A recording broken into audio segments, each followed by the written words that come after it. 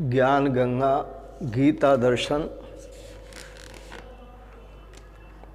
पूर्व प्रसंग में आप श्रवण कर रहे थे।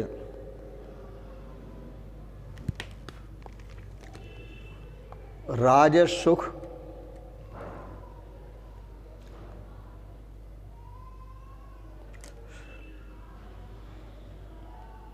सात्विक सुख को आज के प्रसंग में राजस सुख की बात श्रवण करेंगे। सात्विक सुख में और राजस सुख में क्या अंतर है? सात्विक सुख में पहले परिश्रम अधिक होता है, वह मानो विष के समान है और परिणाम जो होता है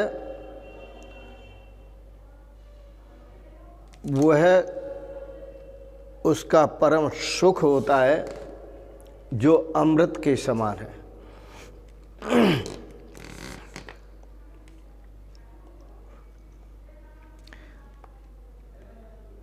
सात्विक सुख में भगवत भजन करना पड़ता है, ध्यान करना पड़ता है, सेवा करनी पड़ती है, व्रत करना पड़ता है, संयम करना पड़ता है, जो बड़ा कठिन है। तो यह प्रारंभ काल में विष के समान लगता है,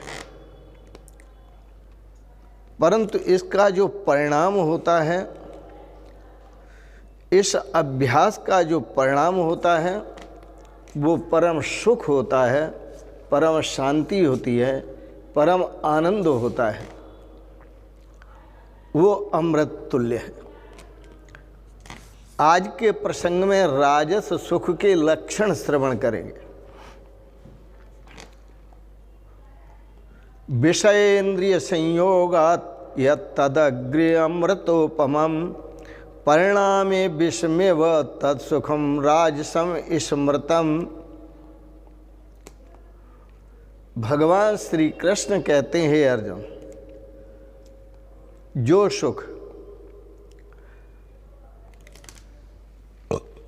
विषय और इंद्रियों के संयोग से होता है, जो सुख विषय भोग और इंद्रियों के संयोग से होता है, वह भले ही भोग काल में अमृत तुल्य है, लगता है कि यह भोग काल में अमृत तुल्य है, और अमृत तुल्य प्रतीत होने पर भी परिणाम में वह विष से भी भयंकर है। परिणाम में विष से भी भयंकर है, विष तुल्य है। इसलिए वह सुख राजस सुख कहा गया है। अब संत मत श्रवण करें। संत मत है, सुख के माथे सिल पड़े, नाम हृदय से जाए। सुख के माथे सिल पड़े, नाम हृदय से जाए, बलिहारी उस दुख को जो पग पग पल पल नाम रटाए। ऐसा सुख जो विषय सुख इंद्रियों के संयोग से प्राप्त हुआ और उस सुख में तल्लीन होकर उस विषय सुख में डूबकर भगवान का नाम भूल गए। जब भगवान का नाम भूल गए तो कहते हैं ऐसे सुख के माथे सिल पड़े, क्योंकि नाम भूल गए। इससे तो वह दुख अच्छा है जो पल पल प्रभु के स्वरूप का स्मरण दिलाता है। सुख के माथे सिल पड़े, नाम हृदय से जाए, बलिहारी उस दुख की, जो पल पल नाम रटाए। कबीर दास जी कहते हैं, सुखिया सब संसार है। जितने भी संसारी लोग हैं, प्रपंचिक लोग हैं, पदार्थवादी लोग हैं, देहवादी मनुष्य हैं, सुखिया सब सुखी हैं। सुखिया सब संसार है, खावे और सोवे। इनके दो काम पेटेंट हैं, खाते हैं और सोते हैं,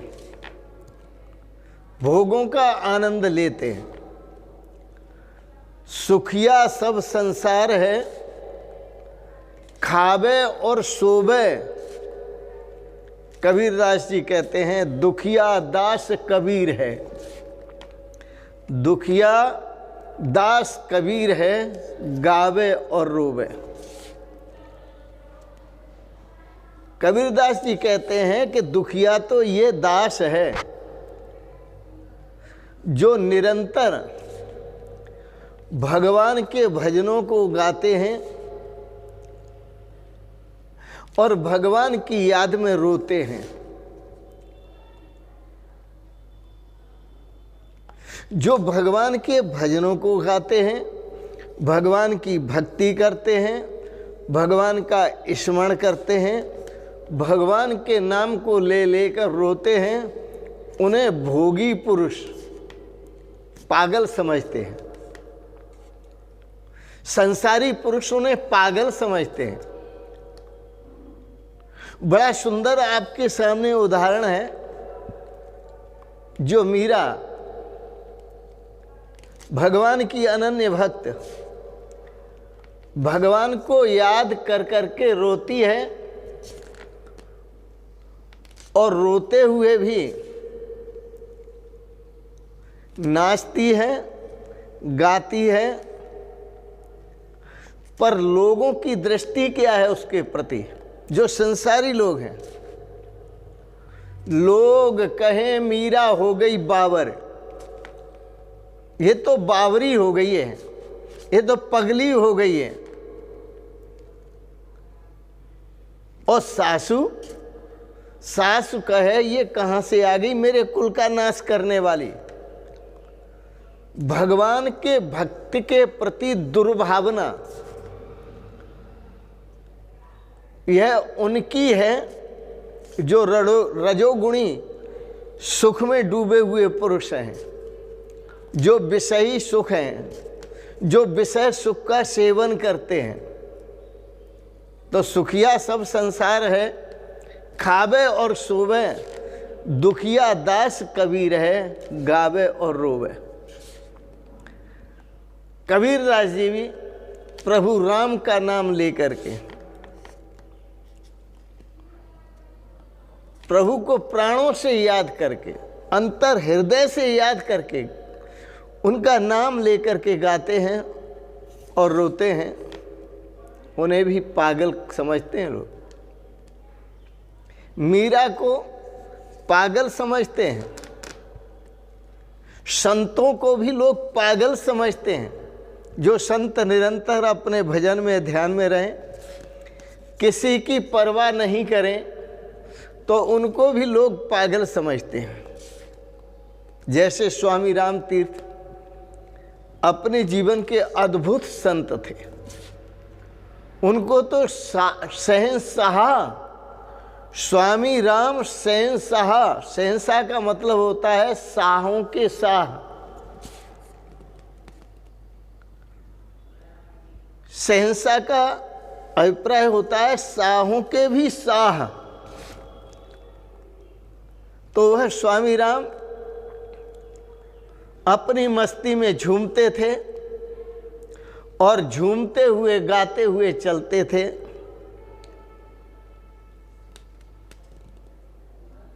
बड़े सुंदर भजन लिखे हैं उन्होंने, गजल लिखी, कव्वाली लिखी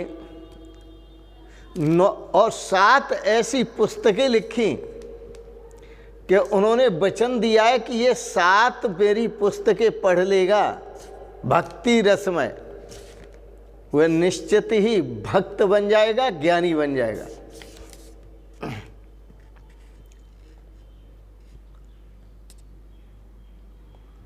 उन्होंने बड़े सुंदर शब्द दिए हैं भजनों में।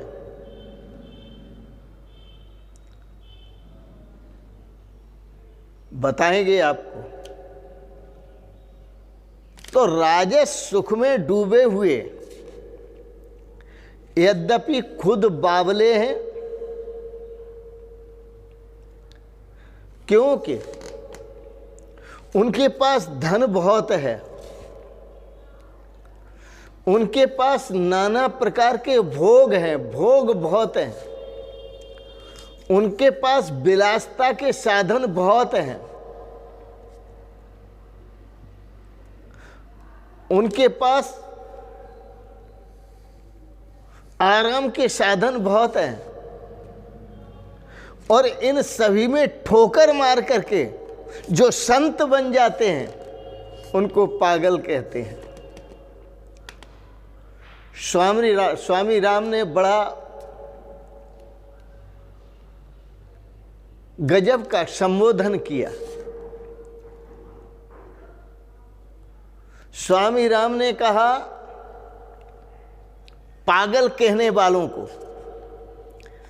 इन बिगड़े दिमागों में भरे खुशियों के लक्ष्य हैं, इन बिगड़े दिमागों में भरे खुशियों के लक्ष्य हैं, हमें पागल ही रहने दो, हम पागल ही अच्छे हैं, हमें पागल ही रहने दो, हम पागल ही अच्छे हैं।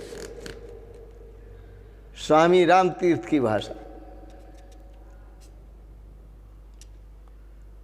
और उन्होंने जो भजन लिखे, चाहे वो है गजल रूप में या कव्वाली रूप में, वह भी बड़े गजब के हैं। 1-2 लाइन आपको सुनाता हूँ। यह शेर क्या है अजब अनोखा, यह शेर क्या है अजब अनोखा, है राम मुझ में मैं राम में हूँ, यह शेर क्या है अजब अनोखा, यह शेर क्या है अजब अनोखा, है राम मुझ में मैं राम में हूँ, है राम मुझ में मैं राम में हूँ। वो अपने उसी मस्ती में सुनाते थे, लोग समझते थे पागल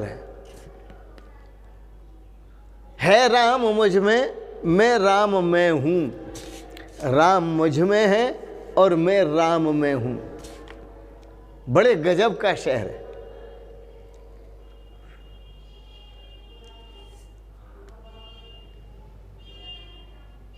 उन्होंने जो कहा उनका हर शब्द मंत्र बन गया। इसलिए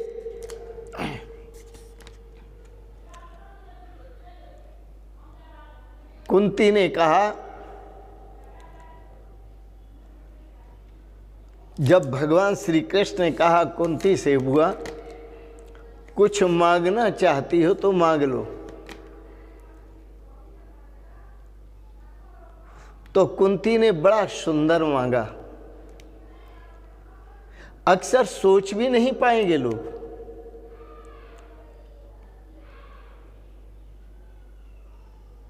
भगवान कृष्ण ने कहा, बुआ सोच क्या रही हो, जो मांगना है मांगो।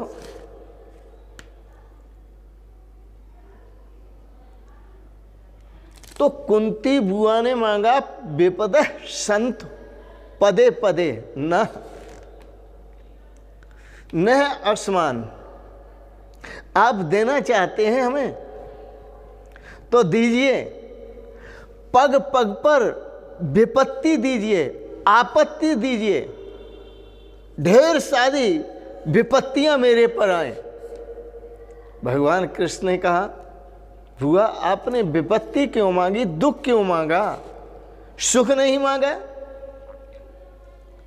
भुआ ने कहा कृष्ण विपत्तियों में आप बहुत याद आते हैं, हम आपका विस्मरण नहीं कर सकते, इसलिए संत महापुरुष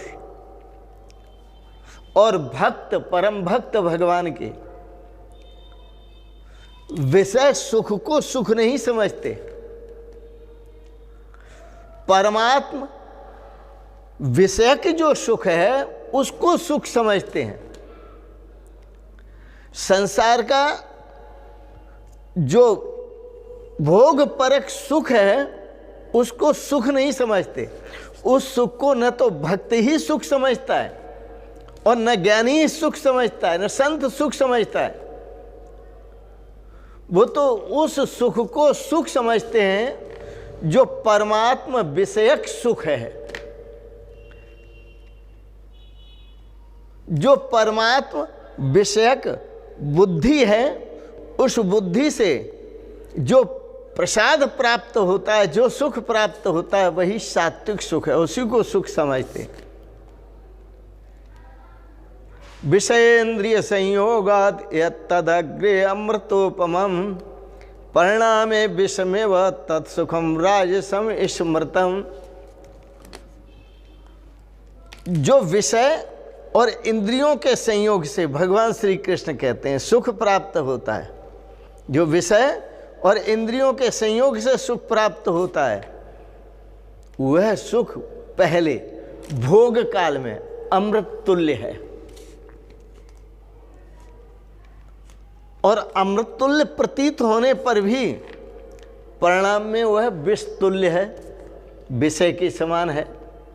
इसलिए वह सुख राजस सुख कहा जाता है।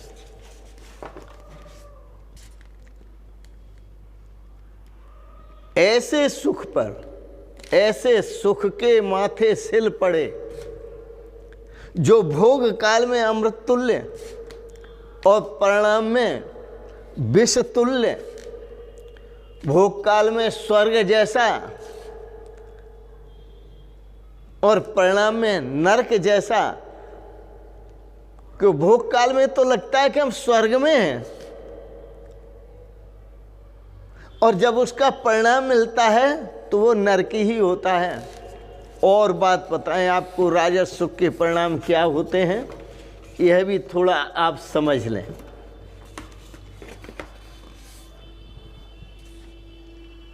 जो राजस सुख है, जब व्यक्ति भोगों का सेवन करता है तो उसकी कांति नष्ट होती है, उसका बल नष्ट होता है, उसका वीर्य नष्ट होता है, उसका तेज नष्ट होता है, उसका शौर्य नष्ट होता है, अधिक क्या कहें वो सर्वनाश को प्राप्त होता है। वह सर्वनाश को प्राप्त होता है। मैं आपको याद दिलाऊं, एक महापुरुष ने बड़ा सुंदर लिखा है, वह गुरु तुल्य परम आदरणीय परम पूजनीय स्वामी प्रकाशानंद जी महाराज, सतगुरुदेव भगवान। उन्होंने लिखा, जो तके पराई नार नतीजा क्या उसकी हालत का। जो तके पराई नार नतीजा क्या उसकी हालत का। जो तके पराई नार नतीजा क्या उसकी हालत का। महाभारत हो गया नार के पीछे सुनो कहानी। महाभारत हो गया नार के पीछे सुनो कहानी। वही खून की नाली है गई लाखों की कुर्बानी। वही खून की नाली है हुई लाखों की कुर्बानी। नरक निशानी बनी देश की। नरक निशानी बनी देश की। नाश हुआ भारत का, जो तके पराई नार, नतीजा क्या उसकी हालत का। और आगे सुनो, रावण कुल में रहा न कोई पानी देने वाला। रावण कुल में सोने की लंका से संतोष नहीं हुआ रावण को, मंदोदरी जैसी धर्मात्मा स्वरूप नारी से संतोष नहीं हुआ रावण को। सीता का हरण किया।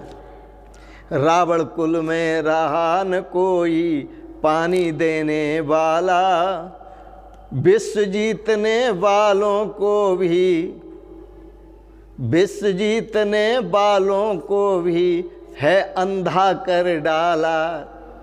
इन विषयों ने, काम ने विश्व जीतने वालों को भी है अंधा कर डाला। हिंदू धर्म मिटाया मेरा, हिंदू धर्म मिटाया मेरा, पर नारी नालत का। हिंदू धर्म मिटाया मेरा, पर नारी नालत का। जो तके पराई नार, नतीजा क्या उसकी हालत का। जो तके पराई नार, नतीजा क्या उसकी हालत का। रावण का क्या हुआ? रावण खिला खिला कर रण में मारा, और वही नहीं मरा, उसके परिवार का नाश हुआ, बुरी तरह से नाश हुआ। रावण के खत्म होने पर वहां कोई रोने वाला नहीं था। इसलिए पर नारी पैनी छुरी, पर नारी पैनी छुरी, मत कोई लाओ अंग।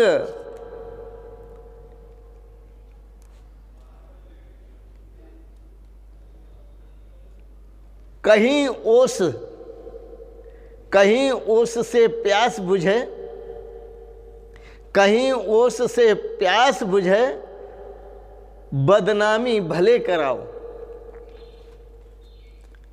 और होती ही बदनामी है। कहें प्रकाशानंद, पराई नारी को लानत है। जो तकह पराई नार, नतीजा उसका क्या, उसकी हालत का क्या, उसकी हालत का। तो विषय अंधा व्यक्ति, जीवों को देखो तो एक एक जीव एक एक विषय में मर जाता है। रूप के कारण पतंगा मर जाता है, शब्द रूपी विषय के कारण हिरण मर जाता है, स्पर्श रूपी विषय के कारण हाथी मौत के गाल में चला जाता है। रसना स्वाद लेने जो मछली आती है मांस खाने, वो कांटा उलझ जाता है, वो रसना एक स्वाद में ही वो खत्म हो जाती है। भ्रमर जो गंध का परख का मत वाला है, वो फूल में बंद होकर के मर जाता है। ये 5 विषय हैं, शब्द, स्पर्श, रूप, रस, गंध।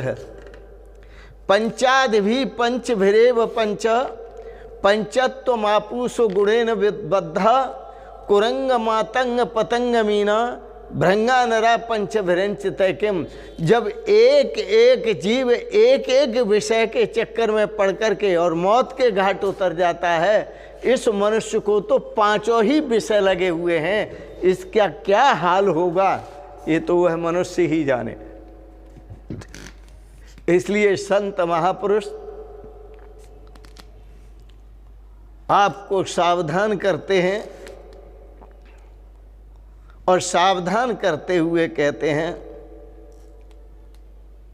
सुख के माथे सिल पड़े, हमें सुख नहीं चाहिए, भगवान की भक्ति चाहिए, भगवान का स्मरण चाहिए, भगवान के स्वरूप का ज्ञान चाहिए, भगवान के स्वरूप का ध्यान चाहिए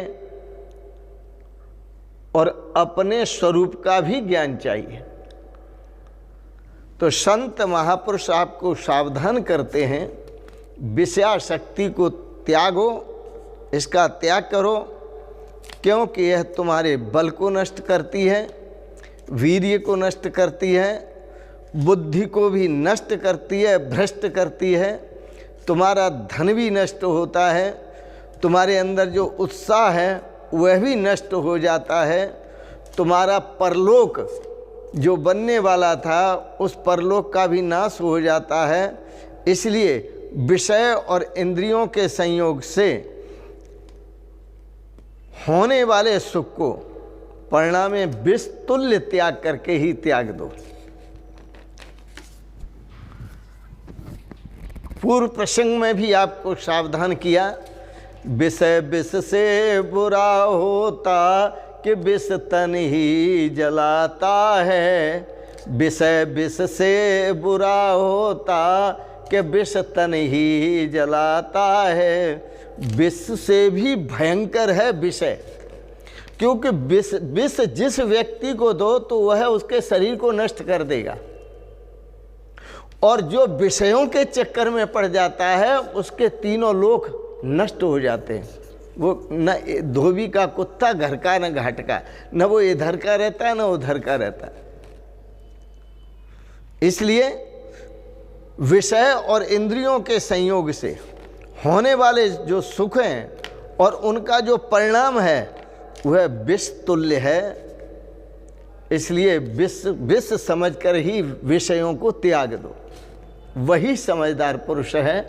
और इसी समझदारी में ही श्रेय है कि विषयों को विष तुल्य समझ करके त्याग दो और भगवान की भक्ति करो, जैसे ध्रुव जी ने की, प्रहलाद ने की, मीरा ने की, शबरी ने की। बहुत से उदाहरण हैं। अपने घर परिवार को छोड़कर बहुत सी माताएं बहनें निकल जाती हैं, लड़कियां निकल जाती हैं, भगवान की भक्ति करती हैं, संत भी भक्ति करते हैं भगवान की। तो ये कहेंगे कि आपको यही कहेंगे कि मार्ग सोईजो भगवान से मिलावे, भगवान के स्वरूप का बोध करावे, तुम्हें और तुम्हारे परमात्मा की एकता का बोध करावे, क्योंकि इसी में आनंद है। ब्रह्म आत्मिक भाव में ही आनंद है, इसी में रस है, इसी में प्रेम है और इसी में परम सुख परम शांति है। इन शब्दों के साथ ही वाणी को विराम देंगे। आपने बड़े प्रेम और श्रद्धा से आज के प्रसंग को श्रवण किया। गीता दर्शन के आधार पर आपको अच्छे लगे भाव, इनको सब्सक्राइब करें, लाइक करें, शेयर करें और इन शब्दों के साथ ही ओम शिवोहम शिवोहम शिवोहम आप सभी को वंदन, अभिनंदन, सादर प्रणाम। ओम शिवोहम शिवोहम।